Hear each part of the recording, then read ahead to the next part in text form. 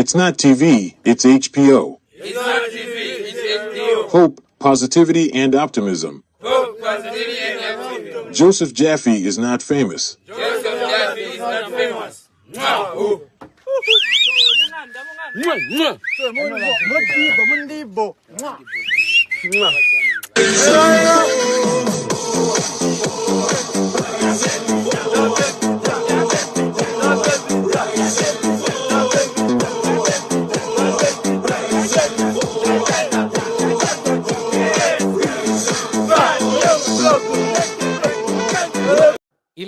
Meet Elon Musk. Elon Musk. Jason Jaffe, you my friend. Jason Jaffe, you too. You famous. You famous. You famous. No, you famous. You famous. No, you famous. You famous. Yes, we famous. Oh, very good, very good. Oh, I love you. I love you. Goodbye, goodbye. Goodbye. Goodbye. Jason Jaffe, my friend. Jason Jaffe, my friend. Goodbye. I love you, Jason Jaffe. Wow. I love you, Jason Jaffe. Wow. Very good. Woody-hoo. Woody-hoo. Out here in the stream, as in the streaming era, I fight for my dreams. I get my heart into my living. You encourage drinking or marijuana use on the show? I don't need a fight, cause Evelyn's right. Or you could sponsor an emu.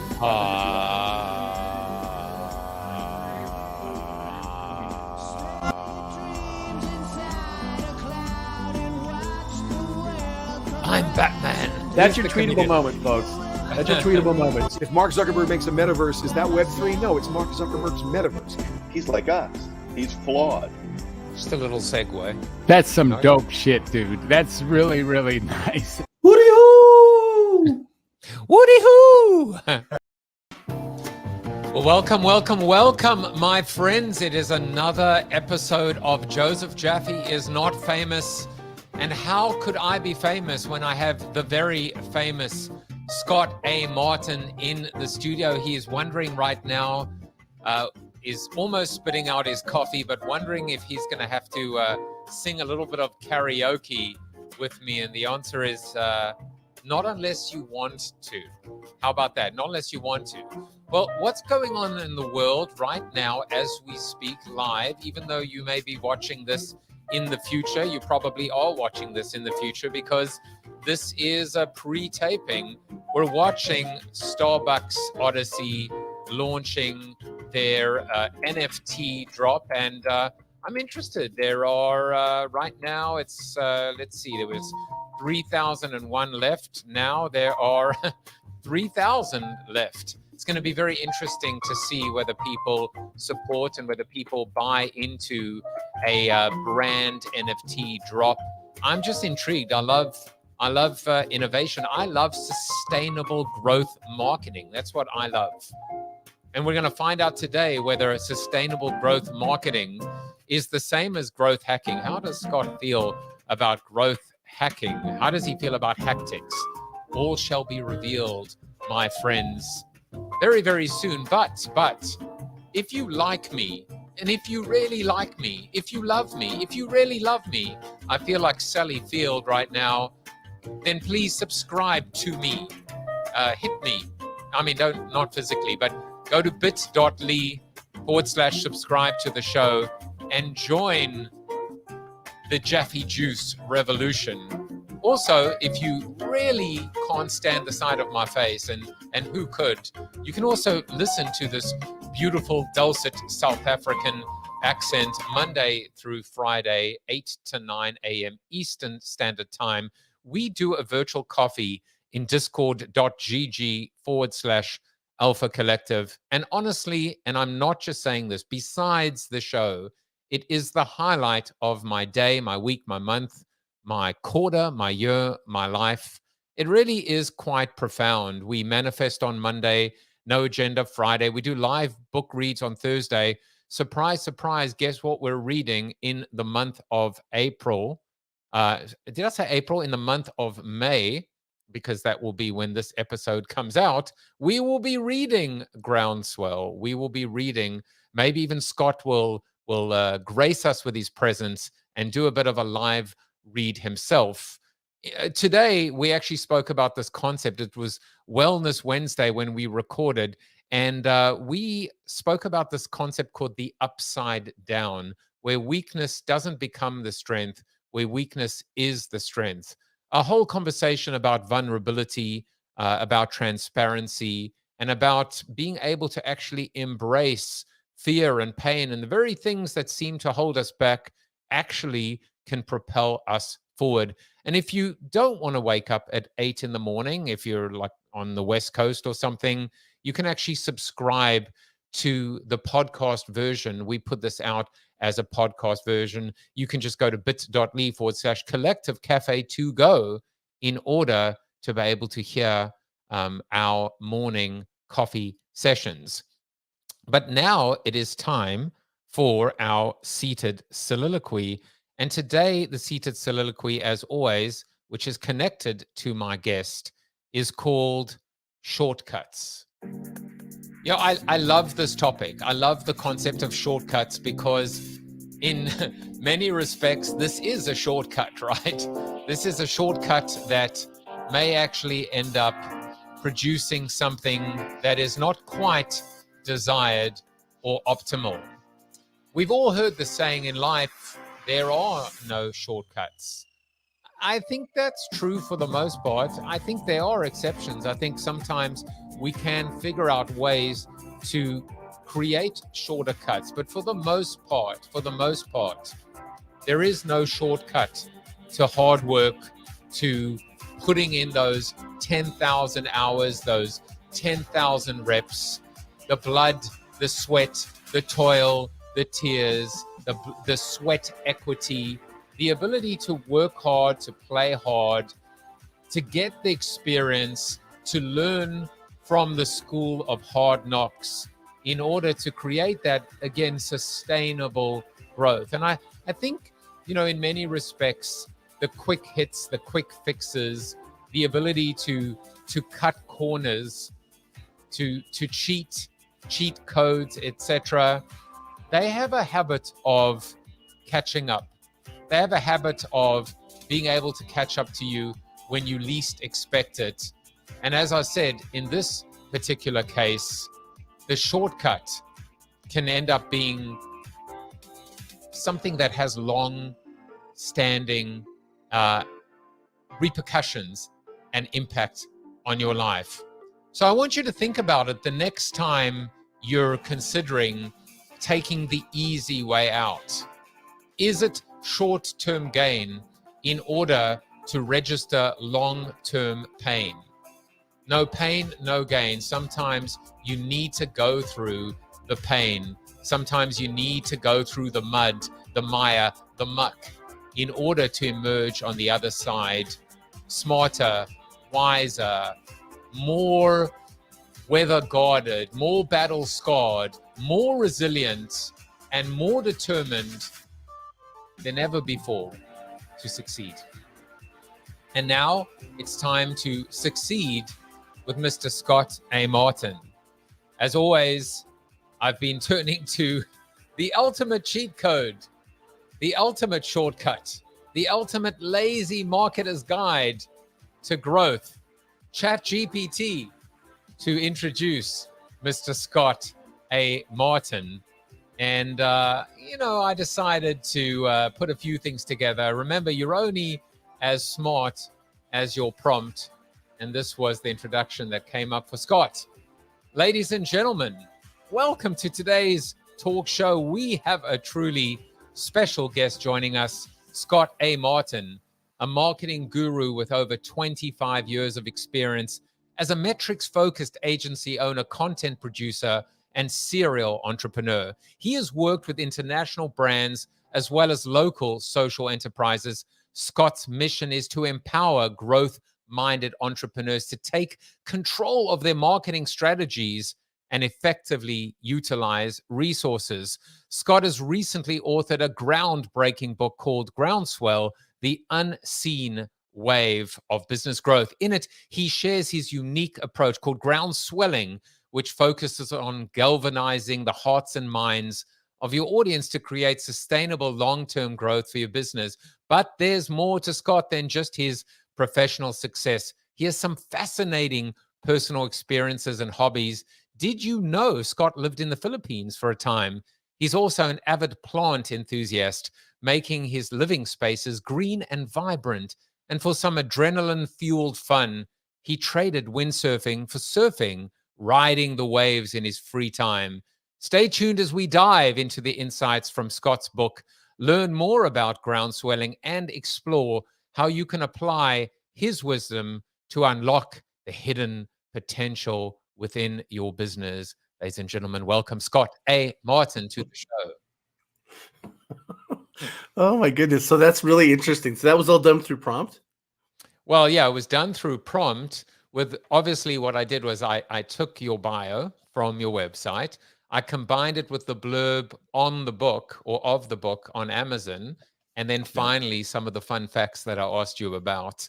And that's what it came up with. So most of the copy in the text is yours, but I think it's just the ability to like get a little punny. I think basically ChatGPT is just a series of dad jokes. That's my new theory on ChatGPT. It's I you know, it's there. You definitely need to be like refining stuff that you find on there. You can't take it at face value. So, but it's good. That was a great intro, by the way. It was really beautiful. I want to make sure I record that. Well, you know, you use will, it again. You will get copies of the files for just a for just a measly price, a friends and family price of 0.00, which for the most part is where most of crypto seem to be going. Well, I have some NFTs I can give you. How about we do that for an exchange? It sounds like a fair trade, my friend. So, you know, I was going into the annals, into the archives, and what I realized is actually there are, I think, Scott A. Martin. Now I understand why there's an A in A. Martin, because you might be an imposter. There are many Scott A. Martins, which no doubt you are not just Scott Martins, but Scott A. Martin. So are you familiar with your doppelgangers or the imposters that are, you know, clearly there is only one Scott A. Martin, and I'm talking to him right now. Oh, I'm familiar with them for sure. That was why the Scott A. Martin. That's why the A came out, because I was like, I got a movie star and I got this guy that's the Bass Pro guy that's everywhere. So, so we get mixed up sometimes. So, has professional angler Scott A. Martin ever reached out to you? No, neither of them actually have. I'm sure they've probably checked me out. You know what? I've checked them out. So I was going to say, if I had a bigger budget, marketing budget, I would have actually had both Scott A. Martins come and surprise you on the show. That would have been epic. Yeah, note to self: get a bigger budget and then surprise Scott A. Martin as well. Look, you know, I'll tell you something else, not to compare you to a serial killer or anything like that. But one of the most interesting things, I always wondered why whenever there was some kind of infamous person on television, they would always include the middle name. You know, there's John Wilkes Booth, and now I realize I know the answer. You know what the answer is, why there's always a middle name? Because I actually thought for the longest time that serial killers or killers in general always had three names. I think it's like it's like, think of a parent when they're really upset with their kids, that when they're really upset, your middle name comes out. That's true. That's true. And the other reason, which I figured out, was so you unmistakably, you know, it's you. Yeah, so that nobody starts like giving you cold calls at night or like heavy breathing, going, Scott Martin. You're like, no, that's Scott G. Martin. I'm Scott A. Martin as well. Nancy Higgins is here and says, aloha, gentlemen. So there's aloha. a little bit of a Hawaiian flavor, it would seem. I love Nancy. It's great. Hi, Nancy. Now, you actually, I was, you know, playing around on your website and noticed that there are a lot of Hawaiian references as well. Is that the surfer dude in you? Well, I mean, I actually, when I left high school, I lived in Hawaii, and then I was pursuing my windsurfing, so-called. I was trying to become a professional windsurfer, which never happened. And I just love the Hawaiian Islands. And I went back several winters after that as well. It's definitely on my bucket list, but not only do I need to go to Hawaii. Apparently, the world traveler you are, you also used to live in the Philippines. Apparently, there's something called Running Man, which I don't know what Running Man is. I know there was a movie where a lot of people died, but were you ever familiar with Running Man in the Philippines when you lived there? Never heard of it. No. I think maybe and clearly you were a bit of, I don't know, a dreamboat pop star as well. What else did we find out about you? Of course, that thanks to that you love plants. And I wonder, Scott, like what does that give you? This idea of being a plant lover and sharing that with other people. For me, it seems like you're like you give me the impression of being like a gentle giant. And you know, like a volcano maybe on Hawaii, you have the potential to erupt. However, the plants seem to maybe just keep you very even keeled. Would that be an accurate description of Scott A. Martin? Pretty much. I mean, like if you saw my backyard, it's like a jungle. And one of my favorite pastimes is, and by design, actually, I made it feel like it's not even Canada. There's so many ferns and different things. And one of my favorite pastimes is to be barefoot and just to water the plants. And it kind of reminds me of, actually, believe it or not, the Philippines as a kid. I lived in the jungle. I had a pet monkey. When I lived in Hawaii, there was a shift that happened where I was landscaping, and it was really hard work. And I was working with these Samoan guys that would just like work me really hard. And I had to, I was the only, I was, you know, I was, I call it illegal increment, like legally working. Right. And, I said, I told the guy, I said, look, I came here to windsurf. I'm only windsurfing on the weekends. I may have to quit. And he really liked me because I would actually show up to work every day in Hawaii. That's a big deal. So he said, well, what if you come back tomorrow? I got an idea. And I ended up having this gig for like 6-8 months where I was watering plants in the landscaping thing. And the routine would be all these Hawaiian guys that come in the morning, they smoke a huge joint. And then of course I would get high with them. And then I just like spend the whole day watering plants. And I just like loved it. It was just a glorious job. And then 10:30 would show up and I'd rip out to the North Shore and go windsurfing.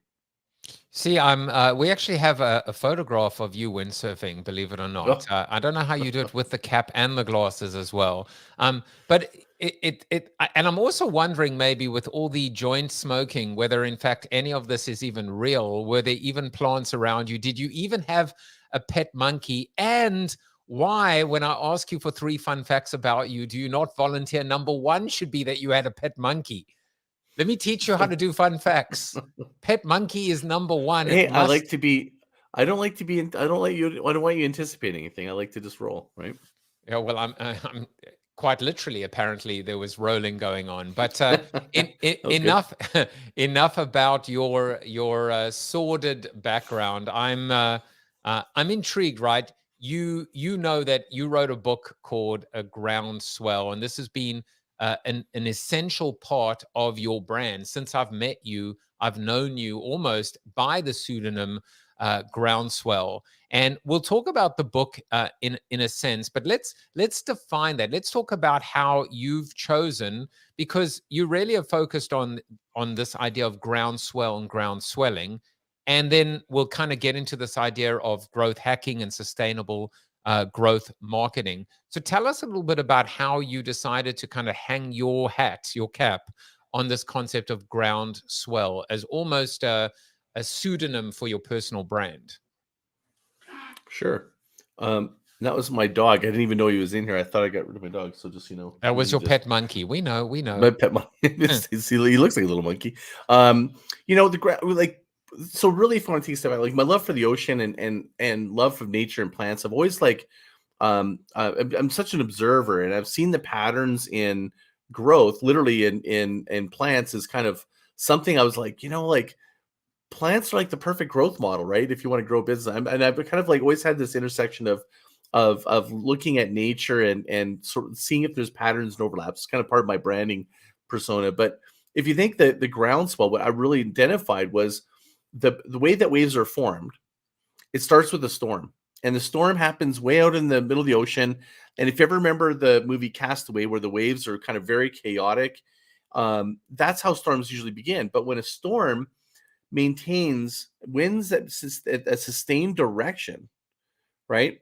What they do is first the waves move, they're moving around, they're very chaotic, and then what they do is start changing and forming together, and there's more surface area, plus they're moving in a direction, it becomes exponential, and eventually it changes as the ocean floor rises, and then it transforms into a wave. And I'm like, there's a pattern to this, right? And looking at that is sort of like been sort of the basis of a groundswell. When the owner is like themselves, like they're the epicenter of the business. Like the more congruent you are with the values and the vision that you have with your epic outcome, that might be landfall, the more directed direction you have, the more powerful your storm is. And if you think of it like a movement, right? You think of a groundswell, it's an uprising, right?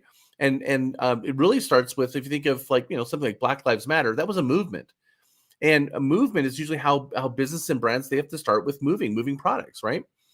But it didn't stop there. It was like, they want to create change in the world. If you think of that one movement, you think of a wave, it changes. It goes from like wind chop to starts changing into these lines that you see from the airplanes, of these long lines coming across towards the coastline. And then the last is, of course, the goal isn't for a movement to be just create change. It's really to transform human lives, like really to transform the world. And that is kind of that same pattern from either a groundswell uprising or a wave. It's the same sort of pattern that we see. So I've kind of used that as a metaphor to help people really visualize I call it the rhythm of the groundswell, so that when they're building a business around sustainable growth marketing, they have there's different phases that you go through that you have to treat them very differently. And it's basically build, give, grow, and transform. Wow, that was so interesting. And all I'm thinking as well is I'm suddenly also looking at the word swell in groundswell very differently, and now thinking of the swell of a wave. And I hadn't made that connection yet, but it's so funny. By the way, Anna Martin is here. I'm sure no relation whatsoever. But Anna's, I'm only guessing that Chico was the monkey. Yes, it was. Yeah. Chico the monkey. I think we've also figured out your password now to pretty much everything. You may want to change your seed phrase now. Take away Chico. But I was going to say to groundswell, there's something you probably should know, which is most waves are wind swells. They're not as powerful as storms. I would call it like marketing. That's sort of like tactics. When you're on a treadmill, you're doing things. You're still creating waves. You're still moving, still transforming, but it's not as powerful. A groundswell is far bigger, far more consistent, and the waves aren't sporadic.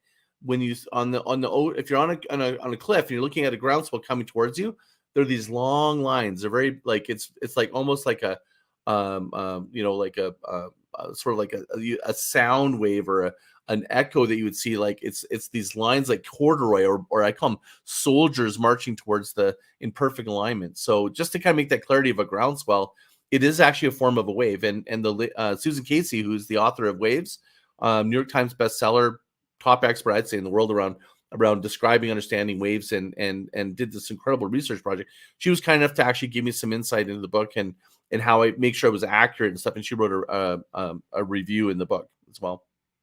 There are a bunch of really interesting insights as it relates to business and growth, but it also echoes this incredible essence of balance and these sometimes opposing forces that come against each other. And the one that I'm thinking of, almost these apparent contradictions, is this idea of order from chaos.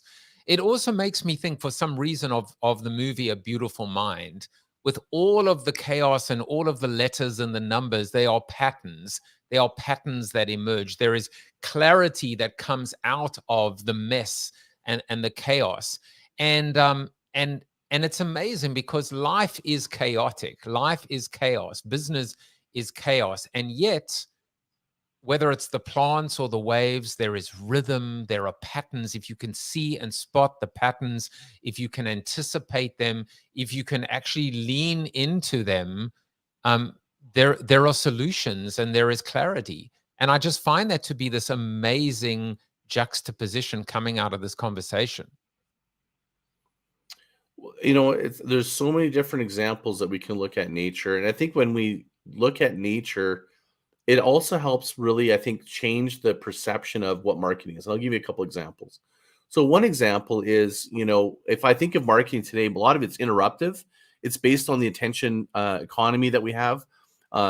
Basically, how can I get your attention? How can I buy your attention? How can I interrupt you with bigger visuals? You know, and on that also surface attention is likes, comments. You know, social media is really very much like you know, that surface attention. If we look at like plant life, you know, you look at some people that are really reluctant to market. You know, I always go to them, go, you know, I did this one great interview with Guru Singh, and we talked about nature, and he says, and I said, you know, it's like the marketing, the groundswell market is a little bit more like you're trying to magnetize, you're trying to, and that's why I call business is changing business as usual, and the business is beautiful. It's not interruptive. Like, I think that if we can change the world to be less interruptive and we kind of make it more beautiful in the way that we market, it's just a different way. And I think it happens in nature. A flower it advertises and it's beautiful and it brings bees and hummingbirds, right? Like that's a natural way. And I said that to Guru Singh, you know, Scott, if you're not actually advertising in a beautiful way, you're kind of going against nature.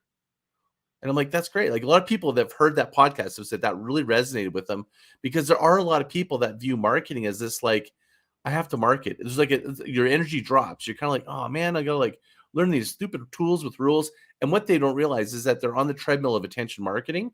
If they actually go their own way and create an ecosystem that's on their own terms, every business and every person, every brand has their own ecosystem. You think of an ecosystem in nature, there's a desert ecosystem. It lives. There's a thriving ecosystem there. And then there is in the North American forest or the jungle.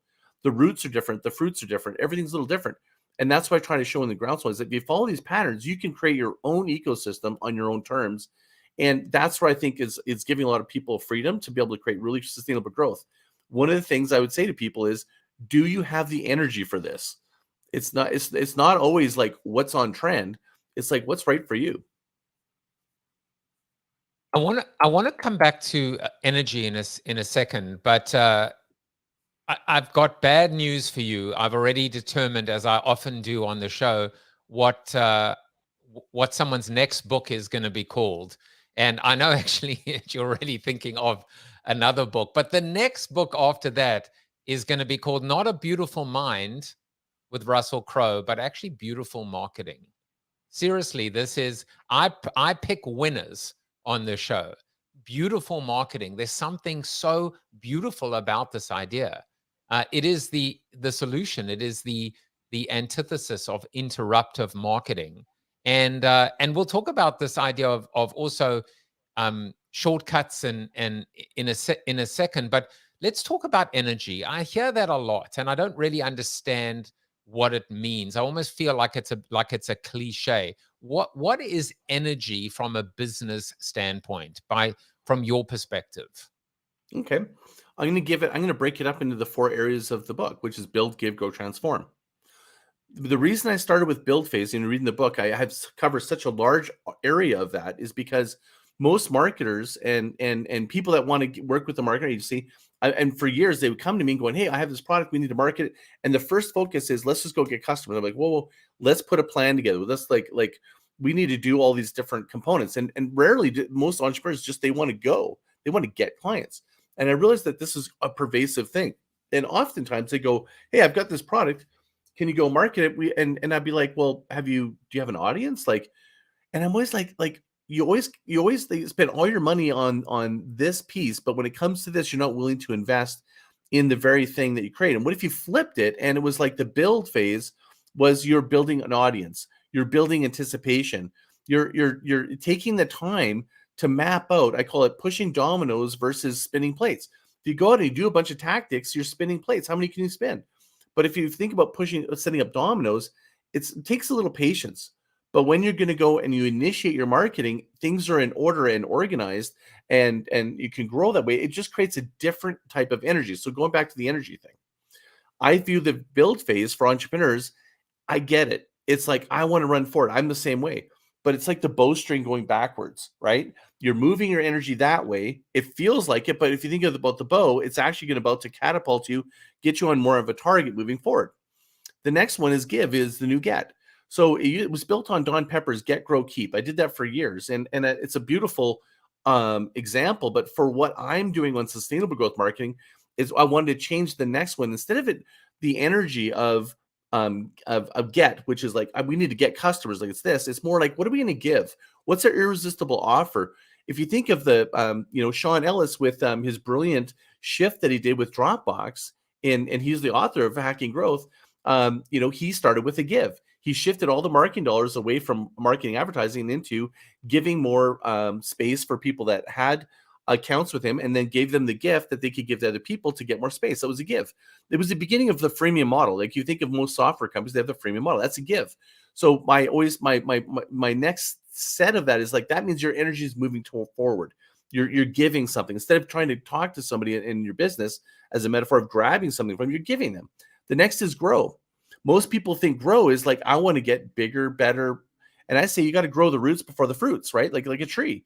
It's actually deeper. You need to get deeper with the people. Like, you and I've been part of a few, groups and stuff that they really haven't invested in the people and really invested in the people that were there first. And so you think of your clients, oftentimes, businesses are so focused on acquisition, new people, they're losing attrition. And if you want to really understand growth, science, it's really, you can't, if you just add more people at the top and you got leaky bucket, that's not going to be sustainable. I mean, if you're lucky and you have more coming in than it's leaking, that's where some businesses work, but it only works for so long. So what I always do when someone wants growth, I'm going, let's first look at the attrition. So that's the energy going, we're moving down, right? The last is transformation. It's like, this is keep. It's like, how do we keep customers? And it's called a growth loop.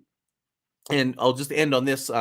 The energy of that is really ascension. It's like actually moving up. That is truly where the growth is, when you're ascending people from transforming them from a different stages of impact. And I call it the 3 stages of impact is move, change, transform, like the wave, move, change, transform. And what that is I'll give this in one example. If move is, you have to move products. All of us, if you don't, it doesn't function. If you look at Bain's value pyramid, it's functional level, right? You have to move products. You have to better service, save money, all that stuff. That's functional. You don't exist unless you, and you think of moving a brand, you can move my hand from Right Guard to Irish Spring or something. It's, you're moving energy. Then about energy. And so I remember listening to Tony Robbins. It was Life's Happening For Me, Not To Me. That moved me. But that, you don't tell the world about that. That's just like business happens. But the next is where we're change agents as marketers, and we're changing behavior from being a PC user now to a Mac user.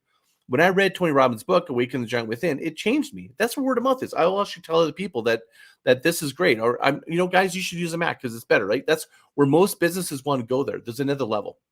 And I experienced this pattern, this level, when I was at a Tony Robbins event, and it blew my mind. And I'm not, you know me, I'm kind of like a quiet giant. Even though I don't market myself that much, it's like, but when I went to that event and it really changed my life. I was like a Jehovah's Witness. I would tell anyone that would listen. And I saw it. I'm like, this is not like me. And why am I not only one that's like this? I'm like, I know why. It's because it transformed me. And if you think it's a business going, like, transformation is, I will never do something the same way again. If you design this pyramid, this ladder, if you will, in growth, that's the ultimate growth loop. It's the ultimate never-ending loop where every client that you bring in brings in other people. It's where you really, truly not only keep your customers, but it's actually where they want to bring in, they want to advocate, and they're compelled. The word is most important, is compelled to bring other people in. And so that if you're building a community, a business, or a brand, that if you really want to get off the heroin of advertising and interruptive marketing, and you really invest in your community, your people, and start with a give, and you focus on this ascension, then you will actually create a growth loop. This has been a Scott A. Martin masterclass. You just got the executive summary. And I don't know that I've been quiet for as long in my entire life, but I love that.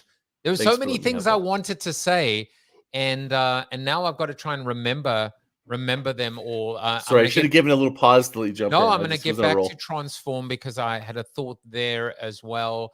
I, the other thing that just hit me was again going back to this idea of natural, right? When people look, I wrote a book called Flip the Funnel, as you know, where it's how to use existing customers to gain new ones. One of the things that I would always say at the beginning of the book is, what's the point in fishing? Another natural idea. If your net's full of holes, right? As quickly as you catch the fish, you lose them as well.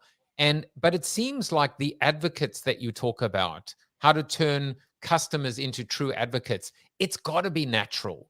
It cannot be forced. It cannot be coerced. It cannot be greased or incentivized. It's got to there's a golden statement, which is, how many times has someone said, hey, they should pay me because I've sold X number of those units?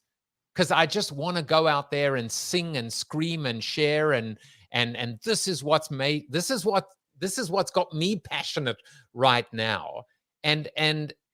But so here's a question for you. What does a brand do when they have these natural advocates that are out there, like literally an army of referrers and recommenders? How do they acknowledge them? How do they validate them without paying them?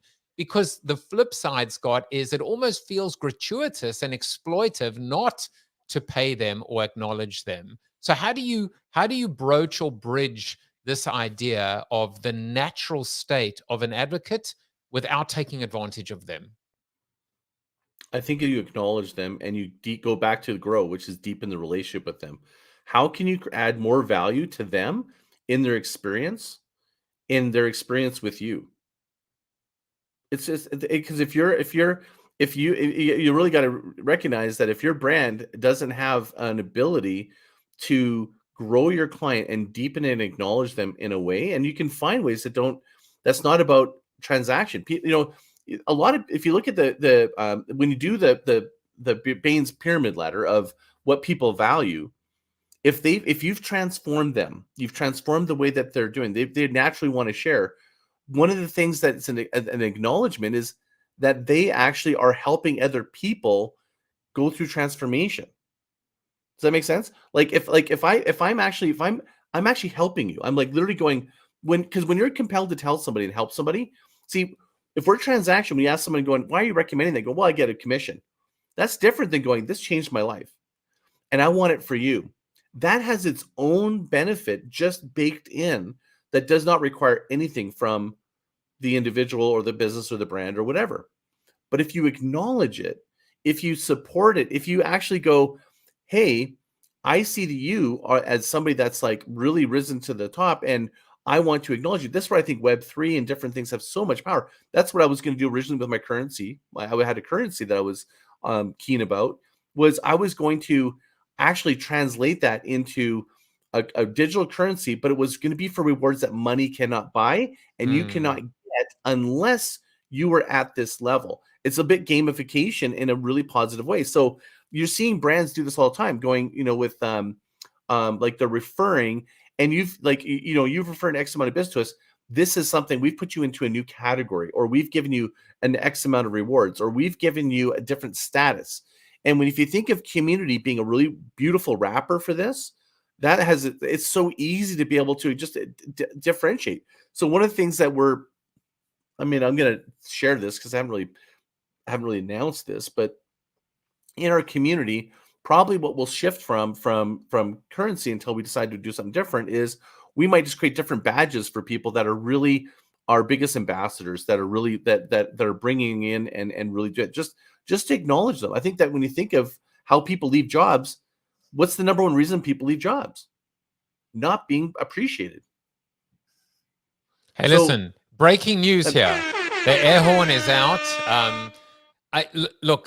Just before you continue, we are so aligned with respect to something that, again, in Flip the Funnel that I wrote about called priceless experiences, defined as things that money can't buy. And those things are like access, and those things are experiences. And the beautiful thing is, not only are they things that money can't buy, They should be things that money can't buy.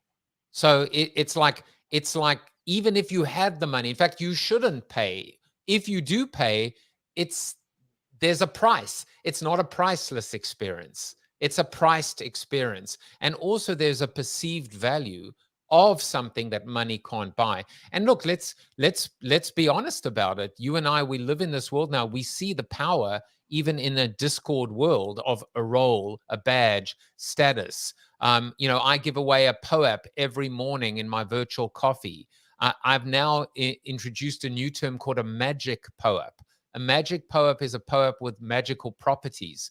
So, for example, anyone who gets one of my POAPs, a magical one, not a magic mushroom, but a magic POAP, if they meet me IRL anytime in a certain period of time, I'll buy them a drink, a beer, a coffee, a meal, etc.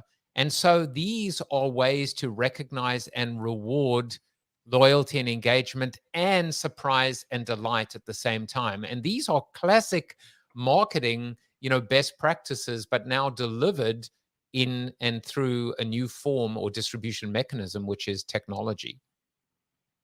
It's beautiful. It's like if you think of is that beautiful marketing, Scott? It is. It's because you're doing things differently that because even people, when you get something that's just can be transactional, it is what it is. It's transactional. It has less energy to it, right? But there's a little bit more energy and more. And what you described was very personal. When we use personalization or we use experience and you combine those things, that's you're creating an experience, right? And when you help create an experience that money can't buy, I think that's where more people are desiring that almost more than anything else in business and in their customer relationships. They just want more than just the transaction. I mean, that's where businesses and brands are competing today. They want, at the end of the day, which is, again, it's very psychology 101. They want validation. You are important. You mean something to me. You are not just a spot, a dot, a rounding error, a customer ID. You're a human being, and I see you, and I know you, and I acknowledge you, and that's very, very powerful, especially when we are feeling so disconnected and lonely in today's social media age. So yeah, I want to go back to also two of the things that you said, Scott. One of them was this idea. What I loved about these four pillars, if you will: build your plan, give value, give without expecting back in return, grow your marketing ecosystem, and transforming your customers into advocates. You spoke about them so beautifully from an energy standpoint. And what I saw is just these directions, right? Up and down, inside out, outside in. So there's a flow, a natural flow, just like those waves. So I wanted to kind of acknowledge that. And then the other thing is, what a great definition of transformation. I think you said this idea of you'll never do that again, or you can never do that again. And I thought to myself, going back to the sea, it's like burning the boats, right? But transformation is a one-way, it's like a one-way ticket. Once you move, you can never go back. But that's not just because maybe you can't, because you don't want to go back. The dog agrees, at least. Yeah, the dog wants transformation. Just don't send in one direction where you can't come back. Yeah. So what do you think about this idea of, like, transformation? You think of the chrysalis, the caterpillar turning into a butterfly, burning the boats. Like, there are different ways that we've thought of it, but you've come up with a very beautiful definition. This idea of I can't take credit for it. It's Tony Robbins, right? It's like life will never be the same again. Think about life will never be the same again. And if you think of, like, would you go back to a phone that's connected to a cord that's plugged in the wall, the only place that you do it, or has everybody transformed to this? You'll never go back to that willingly, or if you do, it's because of nostalgia. But that, to me, is like it doesn't have to necessarily mean like you've born again Christian. Although JC and the 12 apostles are probably the original groundswell, if you think about it. Now that I think about it, that will be. Is that in the free chapter? That's what I want to know. No, I didn't even. I just thought that now. It's just the story of JC. You see, please go and buy Groundswell, the unseen wave of business. and download the free chapter, groundswellfreechapter.com. I like it. It's very literal URL. My dog is also barking in the background. So our dogs are swelling themselves.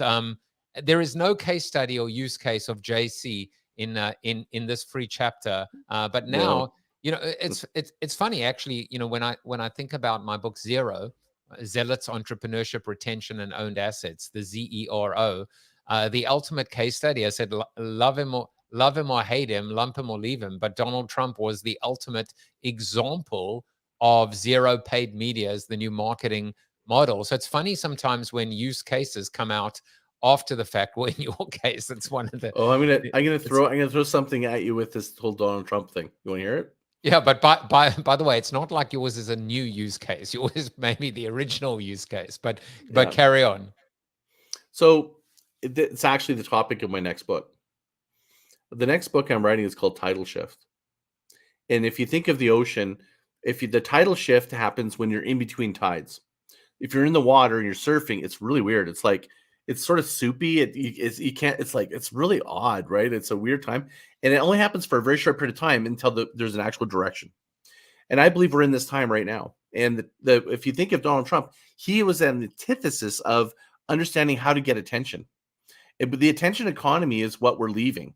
This age of attention of like marketing and advertising, where we're bigger is better, like more followers, like it's like an arms race of attention, and if you think of our adrenals, I call it the collapse of attention, you know what I mean, is really what's happening. Like we have less attention, more things that are trying to get our attention. It's like these two opposing forces, that Mark Schaefer, the content shock, right? And AI, do you think that's going to make it easier? It's going to make it attention. It's all going to be used to getting more attention in more clever ways. And now we're not even know who to pay attention to, because we won't know who to believe, because someone's going to write a book that thinks they're a marketing expert, but they just didn't know how to do prompts. They didn't actually have the experience of like, hey, that didn't really work or whatever. Like they don't have the human experience of that. And so someone's going to call it brilliant, but I think that that's going to be creating massive amount of mistrust, which is going to usher in the next era, the age of trust. Now, I think it's going to get worse before it gets better. But think of blockchain. Blockchain is in place because if you think of land titling, it removes the need for trust, because it's in, like when you think of lawyers, it's in trust because we don't trust each other. We got to make sure both things are happening. The idea of Web3 is moving in this age of trust, right? Seemingly, even though right now, like I said, we're in this worst time, because you think of Web3 and crypto, there is massive mistrust. I've been personally involved in massive mistrust in this whole category. And to me, it's just because it's an example of we haven't moved over. It's this, we're still butting up against this age of attention. And when somebody's like following tactics, trying to get massive attention on a transactional level and trying to apply Web3, it's going to blow up. And that's what I'm seeing. So if I look at where we're moving towards in trust, I believe that this is, think of extreme trust. As Don Peppers and Martha Rogers, they wrote a book called Extreme Trust. An example that is Apple. When I go to buy another song, it actually says, hey, you've already bought the song. That's great, because now they could have made billions of dollars on people making mistakes, but they actually are thinking about their brand ahead of time, going, I want them to feel trust with us, that they can just freely buy from us because we're going to look out for them. I think brands and businesses that move where the puck's going to be, which is really creating extreme trust, this is going to be the game to be played. And I think I can give you we could do a whole podcast about this, but I don't want to get it. But I just wanted to share with you that whole, like the Donald Trump and attention, it works until it doesn't. And that's where I think that now businesses that are shifting towards, hey, I may not get as much attention, but I'm building trust. That's the game. It's such a beautiful example, the idea of mistakes, which is this idea of, I mean, in a way, a mistake, a consumer mistake, an innocent mistake. I ordered this by accident. When you actually build your business around almost this idea of protecting your consumer from making those mistakes, giving them the benefit of the doubt. That's what Apple does as well. They give you the benefit of the doubt. I can tell you every single time I've ever contacted Apple about an app purchase, without question, they refund the money. It's the same concept even sometimes when you, not always, but when you contact American Express, they'll do a little bit of a fraud investigation depending on what it is, but they give the customer the benefit of the doubt. You can build your business where you catch people out and you punish their mistakes, or you can build a business where you forgive their mistakes. And I think that's just a fantastic example of this extreme trust that Peppers spoke about. Let's talk a little bit about this idea of hactics, of shortcuts, of lazy marketing and lazy marketers. Why do you? I alluded to it earlier, but growth hacking. How do you feel about the term? Is that, or is the term fine itself, but really, how do you juxtapose easy marketing from this idea of sustainable growth marketing? Okay, I got a lot to unpack there. So first of all, the definition of growth hacking, I don't have a problem with it. I think I would say if it's the definition as applied by Sean Ellis, the process of using the ICE model to, which is impact, confidence, and ease, doing systemized looking for, and it is looking for shorter paths. I think there's nothing wrong with that, but it's like looking at ways to be effective in creating growth. That itself, the science of growth hacking, I'm fine with. But hactics, I would say, is very different from that. Hactics is the equivalent of playing whack-a-mole. You're chasing what channel should be on. You see people that are going, well, we're going to be building our community on this channel, and we're moving over here. That is, they're chasing. It's like whack-a-mole. They're just chasing the trend, trying to like find the sort of the holes, if you will, and it's exhausting. I used to do it myself. I mean, I'm a recovering hactic person, and you know what? I understand why people do it, because we need to find a faster path. Like, there's nothing wrong with that thought, but really, what I would say is break it down like this: do you want to be effective or efficient first? Which one do you want to do first? What's more important, direction or speed? Hactics says speed is first. Hactics is saying efficient is first. Growth and sustainable growth marketing is the other way around. It's more important to be effective first. So that's what I show in my book, is going by really focusing on being effective first and getting the efficient, like the being effective with your customers, following the getting deeper relationships. Once you have that down, the foundation of getting that down first, effective, or you have your build strategy, your direction is better first, then you can go to speed.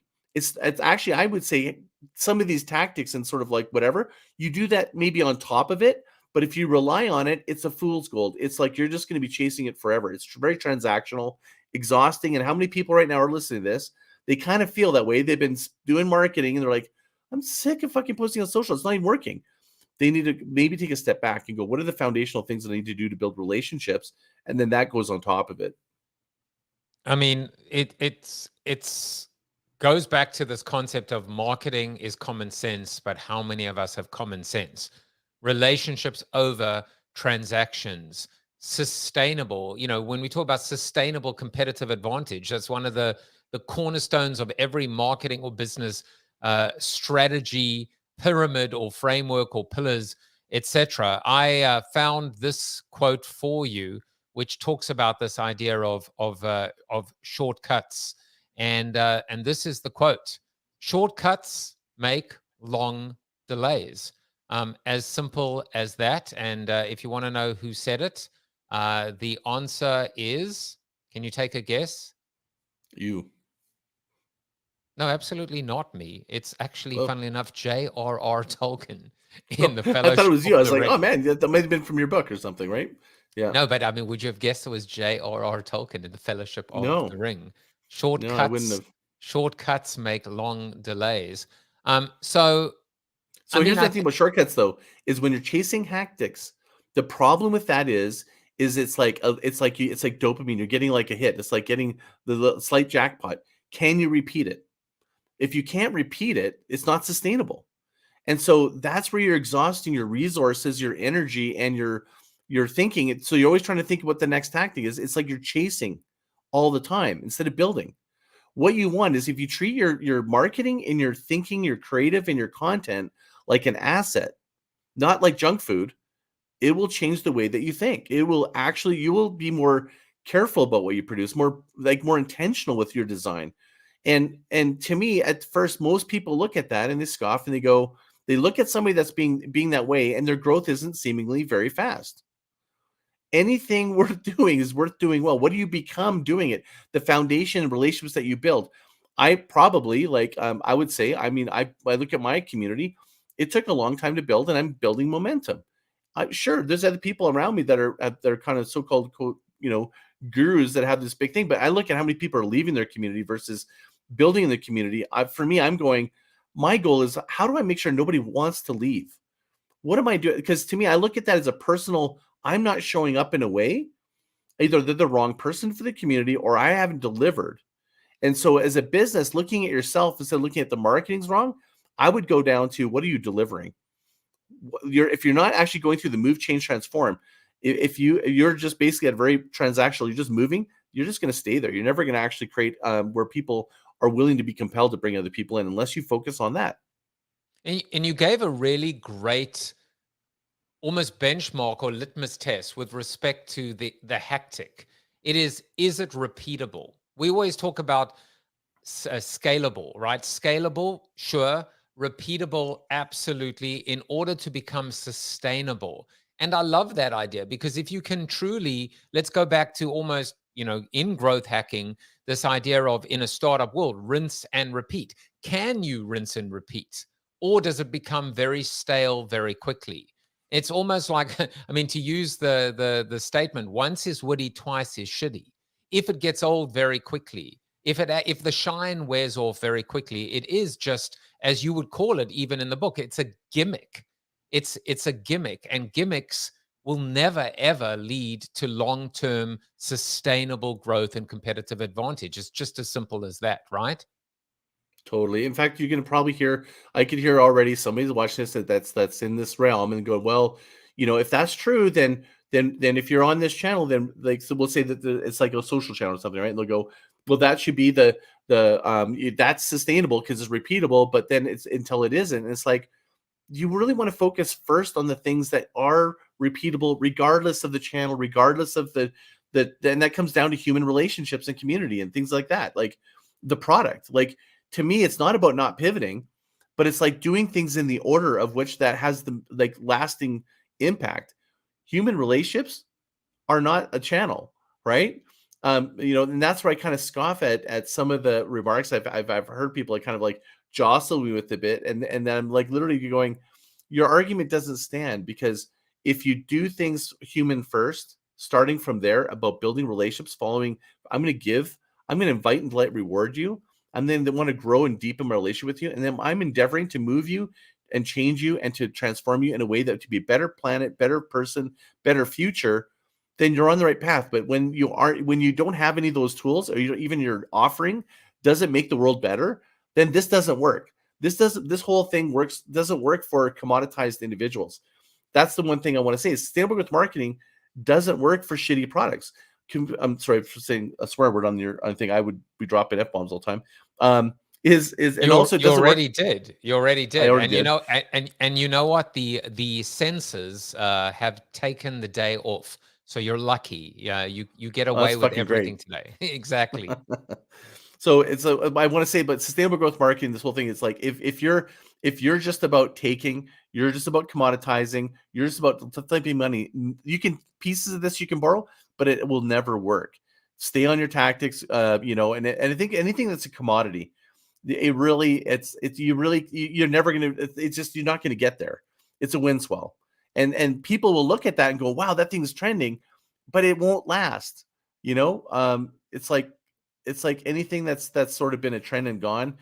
It seemed like it was going to last forever until it doesn't. But then you see brands like Patagonia that lived all the way to the end, even the way that they're transforming the business and its model and its ownership. That is they are the epitome of living and standing behind that sort of vision. Most people don't even know this. Like Rolex, for example, they're now a nonprofit. They're a nonprofit actually business. Most people think they're just their business. They're very profitable, but they've transformed into a nonprofit. What? And look at the sustainability of their business. Yeah. Did you say Rolex? Rolex, yeah. Rolex. Watch. Watch company is actually What? owned. It's owned by, I think the profits go to a nonprofit. I mean, it still has like a group that manages it in a profit business, but I know I read that somewhere and I was like, really, Rolex? I'm like, that is incredible. It's been around for years and years. So the owner of it, I'm gonna go. I'm gonna do a deep dive in all these businesses and start showing these groundswells. And so if I'm wrong, someone's gonna point it out. But my understanding was when I read something, it just came to me. I read just recently, but I was like, yeah, that was like, I That's want to do a deep interesting. dive on That that. got my attention. So there's ground Yeah. swells, there's wind swells, there's tidal shifts. I'm feeling the energy, the natural energy of waves. I love these juxtapositions, art and science, natural with human, this idea of understanding nature and leaning in and respecting and loving these natural orders to actually help make sense of chaos. It's funny because I went to try and look at a few of these similar types of analogies. And, the idea of the phoenix rising from the ashes, this idea of creative destruction, a diamond being created from tremendous pressure, and a couple of things that were really interesting. Listen to this one: forest fires and new growth. Forest fires, though initially destructive, can be vital for the health and renewal of an ecosystem. Fire clears away dead and decaying plant matter, making room for new growth and returns nutrients to the soil. This process demonstrates the idea that life and growth can emerge from destruction and chaos.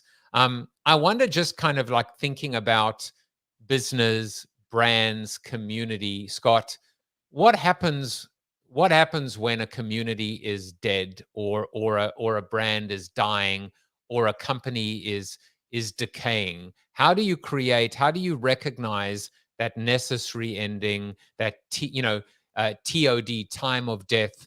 Is it possible, in fact, to revive? How do you turn around something that is, whose better days are behind, using some of these principles and practices of groundswell?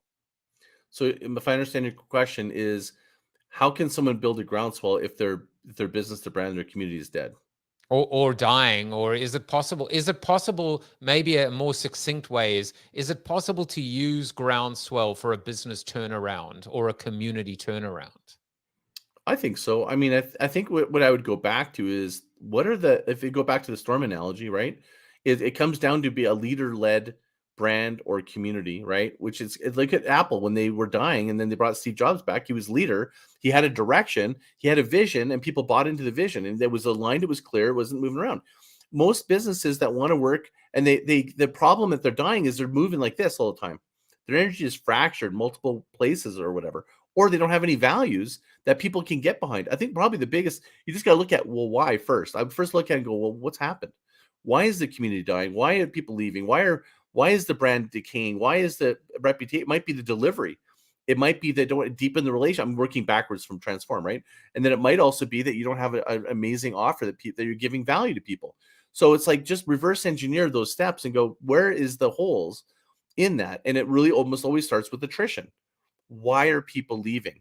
So an interesting thing with going back to the Dropbox example is when Sean Ellis did the Dropbox, he did a survey and he asked people, he asked something really powerful. He said, who can't live without this product? And let's identify them in the survey and then ask them how they're using the product. So if you have any community, if it's dying, I think the first place I would go to is who's left and who has been loyal. Why? And there's your DNA of what you need to go back and build and grow on.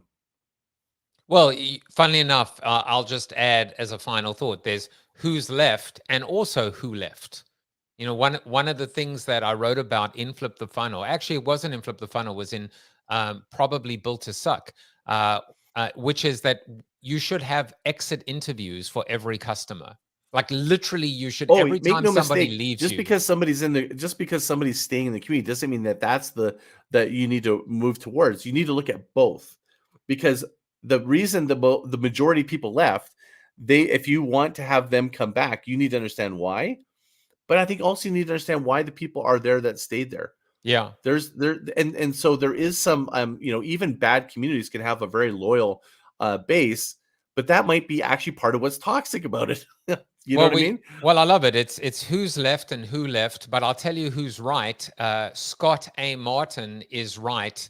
The book is called Groundswell. I have to tell you that just to have a little bit final little bit of fun before we love and leave you today. I was like, wait a second, I've heard of a book called Groundswell before. So I went to Amazon and I searched for Groundswell.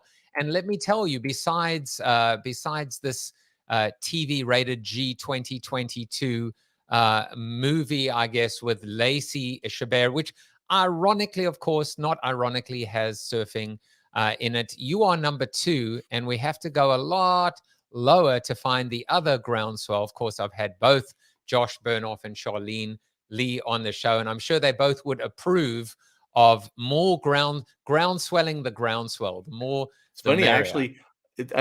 I talked to the publisher. I was like, because I actually wanted to call it groundswelling or the groundswell. I was going to change it, and they're like, no, it's groundswell. And I go, but I mean, this person Charlene, she's like, these guys are like really credible, amazing, and I'm like, aren't they going to be upset? And they go, there's so many books that have the same name. It's like your book. It's like after reading it, it has to say groundswell. So I conceded. I was going to call it groundswelling. Look, if you wake up with a horse's head in your bed, you know that Charlene and Josh are after you. Totally.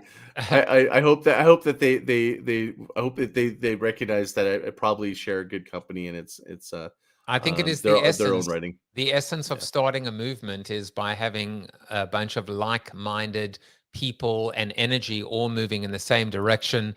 This has been Scott A. Martin, author of Groundswell. And if you want to follow and join the movement, you can follow him on the Twitter. You can follow him on Instagram. You can find him. My standing dad joke now is, oh, you're the one left in Clubhouse. Sorry. But you can find him in the club. You can discourse with him. He is a great conversationalist with Scott on Discord. You can connect with him on LinkedIn. And actually, he's got a wonderful newsletter on LinkedIn, and you can subscribe to it via wavelengthsweekly.com. Join the community, join the movement at groundswellinnercircle.com. Who doesn't want to be a part of the inner circle?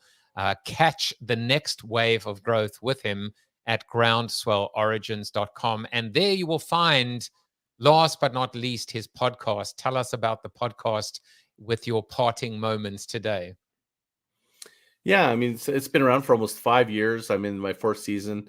I think with COVID, I kind of had a little bit of overlap there. Otherwise, it would have been timed with the years. But I interview. I call it sustainable, outstanding humans with sustainable ideas. It's the top minds in marketing have been on there, and more. Like I've had Dave Navarro from the Chili Peppers, and you've seen there. I've had Lucas Degrassi, F1 and FE racer. And many others. And I really look for the through line is really about sustainable growth marketing and ideas that are really about helping planet, people, and purpose, if you will. So to me, it's I love doing the interviews. I can't believe that I do it because it's just I get to talk to these extraordinary humans. And some of the people I've got in my lineup this year, I know we just shared Mark Schaefer. He was just on your show, I think. Just incredible people with incredible ideas, but it's really about the commonality of how can we make the world a better place and create sustainable growth of people that are trying to make a difference in the world. Well, hang on. I'm just looking at my schedule, and it turns out I do have an opening. Should you be looking to bring on Joseph Jaffe, the not famous Joseph Jaffe, onto your show? So you'll be on. Good news, Scott. It really has been, and I say this, from my heart, it's been an absolute pleasure to know you, to get to know you. Sometimes from chaos comes incredible order. Sometimes from transactions comes relationships. And I think this is the right book at the right time, The Collapse of Attention. I am ready to join the inner circle. And I'll tell you who else is ready to join the inner circle. It's Chuck Norris. You are Chuck Norris approved. And we will be back soon. Take care, everyone. Bye-bye. Thank you for watching the show about hope, positivity, optimism, and if there's time left over, a little bit of marketing with your host, multiple author, and global keynote speaker, Joseph Jaffe. If you like the show, tell a friend or two. Please subscribe to the show, and if you want to get inside news, previews of upcoming guests, and much more, visit josephjaffe.com/subscribe to sign up for the show's newsletter. And despite the best ministrations of your wife, you still look ugly.